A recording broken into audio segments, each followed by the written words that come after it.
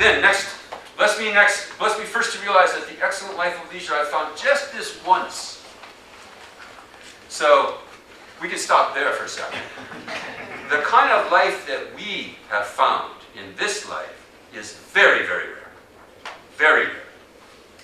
This is what they call the next step in the long rim. It's called leisure and fortune, which is kind of a fancy way of saying your life is a miracle. And just this once means ever so, and then following just this once is ever so hard to find, means getting a life like this is really, really rare. The odds are really against it. If you look at how many people are leading lives that don't look anything like yours on your world, you might get some idea about this. You know, none of us really believe it because we know, all my neighbors are living a life like I am too. Everyone else I see around me is just like me. See, everyone else, they all got cable TV just like I do. But well, you should get out of town a little bit more. You should go, maybe go to Mexico City. Go to a third world country. Go and see what half the people on this planet live like. 3 billion people living on $2.50 a day or less. How long would it take for you to get through $2.50 in your day? Seconds maybe. Right? You see, how could we live on $2.50 a day? How could we maintain anything like our lifestyle? It's just absurd. Right? It's totally absurd to think about. And we just take it totally for granted, most of it. Okay? So that's the first thing. That's one of the things, is to understand its rarity. Then they also say just to recognize it. There's 3 parts of what they call the leisure and fortune thing. Just to recognize it is actually the first part in the order it's supposed to go in. I skipped to the third one. When it's the rarity is the third one. The first one is just to recognize it. To stop spacing out on the life that you have. And again, most of us are totally spacing out on it. Totally taking it for granted. Totally thinking, well, this is the natural order of things. That I should have a life like this, while millions of people in sub-Saharan Africa have an average lifespan of 35 years old or something. You see, and starve to death. Watch their kids starve to death of preventable disease. That's the natural order of things somehow. It's amazing. It's amazing that we have the life that we have. And then the second thing is I did 1 and 3 already, right? Right? Recognize, right? Recognize, and then think about its rarity. The second one is, well, what's the form? What's the purpose? Is the purpose of this kind of life to just consume? To just watch TV 4.5 hours a day on average? 4.5 hours a day. Average American watching 4.5 hours of TV a day. By the time the average American gets to be 65 years old, they will have watched 9 years of television. Unbelievable, right? Unbelievable. We have all this prosperity, we have all this education, we have all this security. Nobody's bombing our houses, right? We have all this stuff going for us, and we're just watching TV and playing games. Watching TV and playing games, mostly. Okay? Going on vacations. When we're not working our ass off at dead-end jobs, we're just totally wasting it. Really, totally wasting it. It wasn't meant for that. It was meant to do something significant with your spiritual life. This is a very rare opportunity to do something significant with your spiritual life. Living on the pavements of New Delhi is not a conducive way to have a spiritual life. You can't really practice, you see. You can't really practice. Did I tell you the story? I used to have a guy in Los Angeles.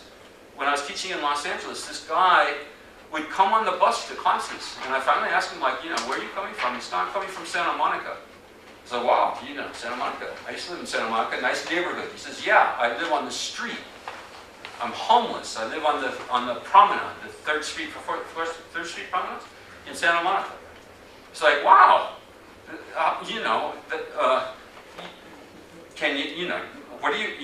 we're teaching a class on meditation, we're teaching a class on study, how to study spiritual texts and stuff.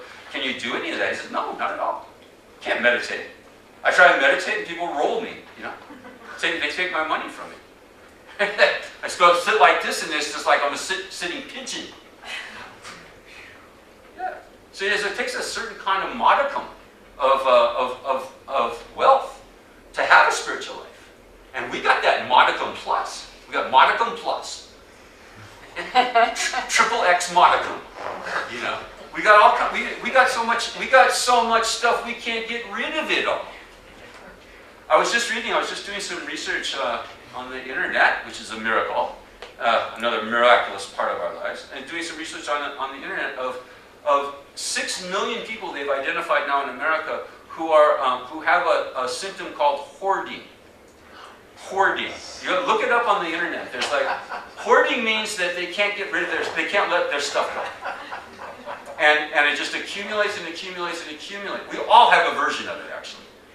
But then there's like pathological versions of hoarding, where people have to buy a second home, really, because they filled up their first home with stuff, you see.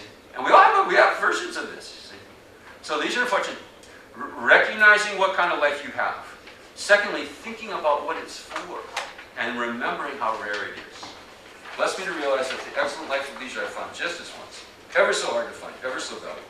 Grant me then to wish and never stop to wish that I could take its essence night and day. Grant me that I stop spacing out on what I'm supposed to be doing, what my mission is. See?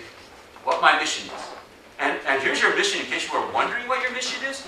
Your mission is to get happy as quickly as possible so you can help other people be happy. That's your mission.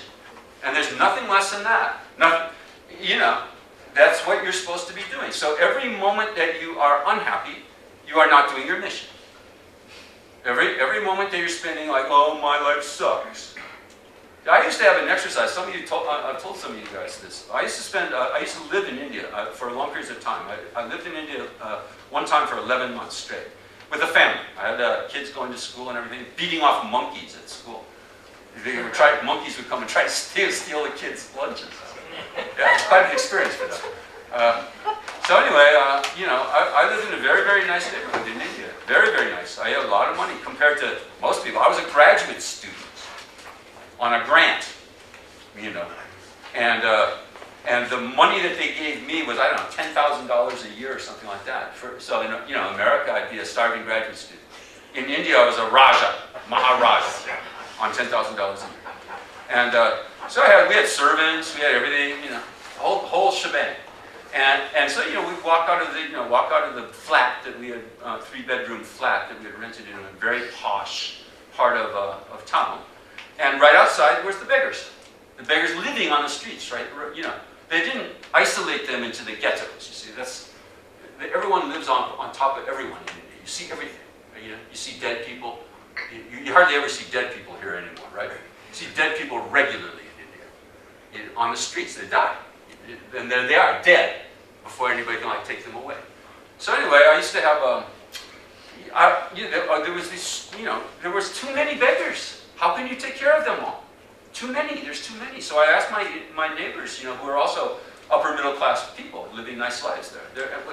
The middle class in India, the population of the middle class in India, who are leading lives kind of like yours, you know, not quite, but kind of. They have nice stuff.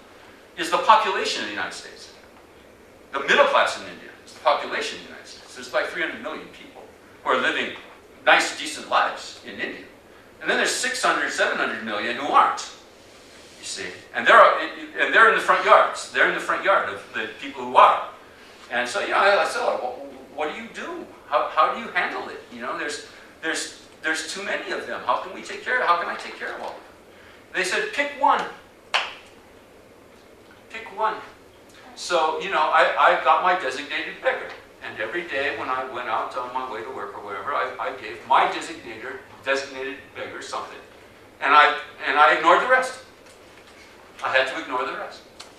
And so, you know, when I'm tempted, as we all are almost always, to whine about our lives, I try to bring up the image of my designated beggar and try to imagine myself trying to explain to him why I was having a bad day. And that usually does it. If I can remember to do that exercise, that's usually enough. To just like, I mean, I still whine. I'm still whining, but on the inside mostly. It shuts me up at least. I don't whine to others at least so readily. You see? Because it's just embarrassing. It's embarrassing to whine about a life like we have, no matter pretty much what's going on. Comparatively, you see. So these are unfortunate. That's the next thing. Recognize what kind of life you actually have. And then think about what it's for.